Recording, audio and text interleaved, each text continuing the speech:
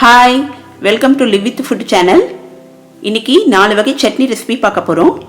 என்னோட வீடியோவை ஃபுல்லாக பாருங்கள். அப்போ தான் நான் சொன்ன டிப்ஸு உங்களுக்கு யூஸ்ஃபுல்லாக இருக்கும். இது வரைக்கும் சேனலை சப்ஸ்கிரைப் பண்ணாதவங்க சப்ஸ்கிரைப் பண்ணிக்கோங்க. இது பிகினர்ஸ்க்கு ஒரு நல்ல யூஸ்ஃபுல்லான வீடியோவாக இருக்கும். இப்போ வாங்க ரெசிபி எப்படி பண்ணுறதுன்னு பார்க்கலாம். First coconut chutney. இதுக்கு நான் இன்றைக்கி ஒரு மிக்ஸி ஜார் எடுத்திருக்கேன். இதில் துருவிய தேங்காய் 1 கப் சேர்த்துக்கலாம்.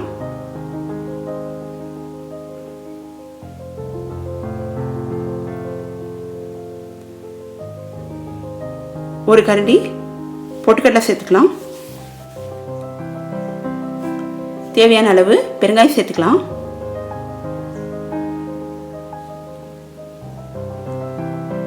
கொத்தமல்லி இலை கொஞ்சம் சேர்த்துக்கலாம்.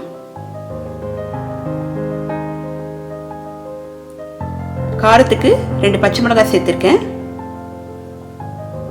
இப்போ தேவையான அளவு உப்பு போட்டு கிரைண்ட் பண்ணிட்டு வந்துடலாம். தாளிப்புக்கு தேங்காய் எண்ணெய் விட்டுருக்கேன்.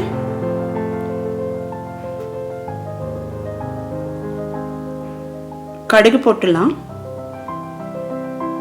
கடுகு நல்லா வெடிச்சோடனே உளுத்தம்பருப்பு ஆட் பண்ணிக்கலாம்.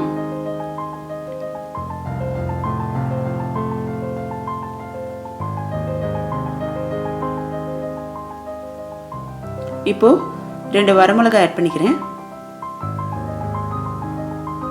நல்ல செவக்க ஃப்ரை பண்ணிடணும்.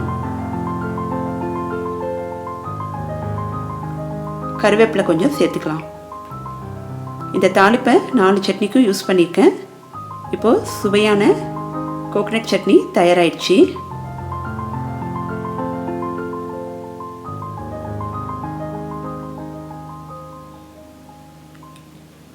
அடுத்து பீர்க்கங்காய் சட்னி எப்படி பண்ணுறதுன்னு பார்க்கலாம்.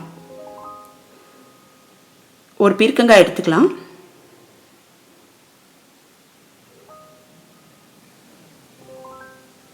இது நல்லா கழுவி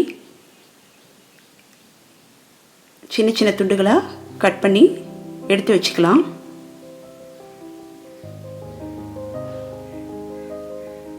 ஒரு கடாயில் எண்ணெய் விட்டுட்டு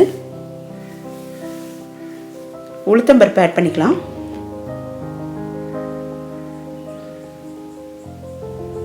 காரத்துக்கு 4 உணத்த மிளகாய் ஆட் பண்ணிக்கலாம்.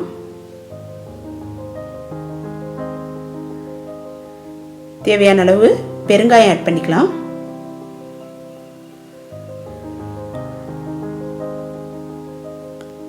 நல்லா செவக்க ஃப்ரை பண்ணிடலாம்.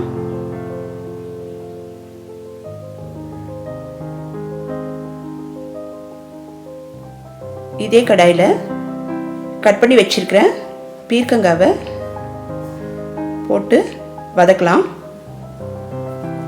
தேவையான அளவு உப்பு போட்டுக்கலாம்.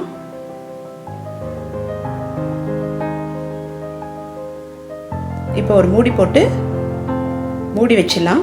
அப்போ தான் இதனோட ராஸ்மல் போகும். ராஸ்மல் போனால் தான் ரொம்ப நல்லா இருக்கும். பீர்க்கங்காயில் நிறைய ஹெல்தி பெனிஃபிட்ஸ் இருக்குது. இது கொலஸ்ட்ரால் லெவலை கம்மி பண்ணும். வெயிட் லாஸ்க்கும் யூஸ்ஃபுல்லாக இருக்கும். இதில் ஃபைபர் கண்டென்ட் நிறைய இருக்குது. இதை சாப்பாட்டுக்கும் ஆட் பண்ணிக்கலாம். நெய் விட்டு நல்லெண்ணெய் விட்டு சாப்பிடும்போது டேஸ்ட் நல்லா இருக்கும்.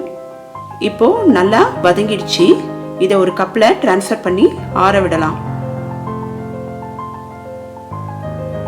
இப்போ ஒரு மிக்ஸி ஜாரில் வதக்கி வச்சுருந்த உளுத்தம்பருப்பை சேர்த்துக்கலாம்.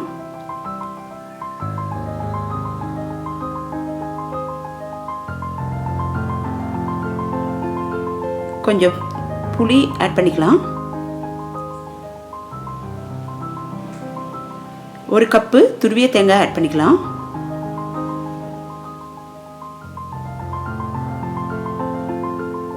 வதக்கி வச்சிருந்த பீர்க்கங்காவையும் ஆட் பண்ணிக்கலாம்.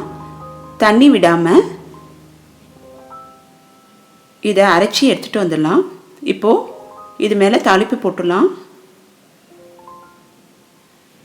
பீர்க்கங்காய் சட்னி ரெடி ஆயிடுச்சு.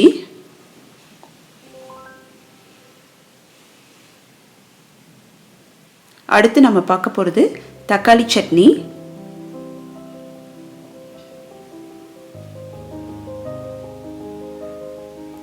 ஒரு கடாயில் எண்ணெய் விட்டுக்கலாம். கடலைப்பருப்பு 2 டேபிள் ஸ்பூன் போட்டுக்கலாம். காரத்துக்கு 4 உலர்ந்த மிளகாய் ஆட் பண்ணிக்கலாம்.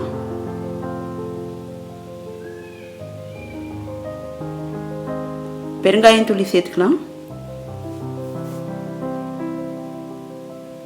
நல்லா செவக்க ஃப்ரை பண்ணலாம்.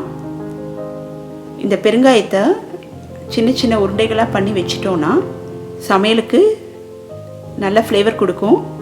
சட்னி, சாம்பார் இந்த மாதிரி ரெசிபிக்கு யூஸ்ஃபுல்லாக இருக்கும். இப்போ இதை ஒரு கிண்ணத்தில் எடுத்து வச்சுக்கலாம்.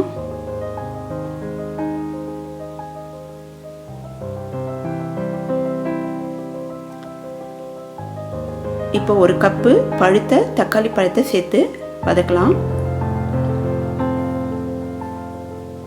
தேவையான அளவு உப்பு சேர்த்துக்கலாம்.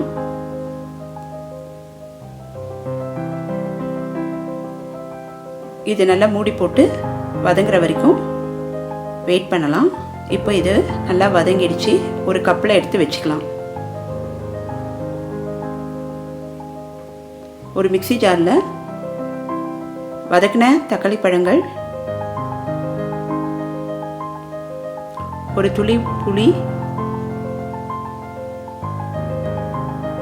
கடலைப்பருப்பு மிக்சர்,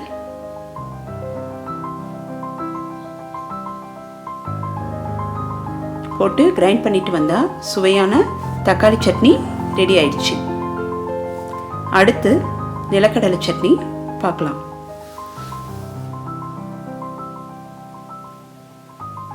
ஒரு கடாயில் 1/2 கப்பு நிலக்கடலை எடுத்து எண்ணெய் விடாமல் ட்ரை ஃப்ரை பண்ணிக்கலாம். காரத்துக்கு 2 பச்சை மிளகாய் சேர்த்துக்கலாம். தேவையான அளவு பெருங்காயம் சேர்த்துக்கலாம். கொஞ்சம் புளி சேர்த்துக்கலாம். நல்லா செவக்க இதை நல்லா ஃப்ரை பண்ணிக்கலாம். இப்போ நான் சொன்ன இந்த 4 வகை சட்னியுமே no onion no garlic recipe.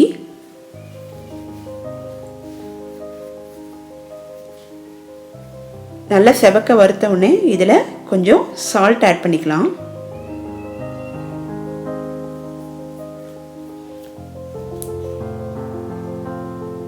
இப்போ அரைச்சிட்டு வந்துடலாம். இது மேலே தாளிப்பு போட்டால் சுவையான நிலக்கடலை சட்னி தயாராகிடுச்சு.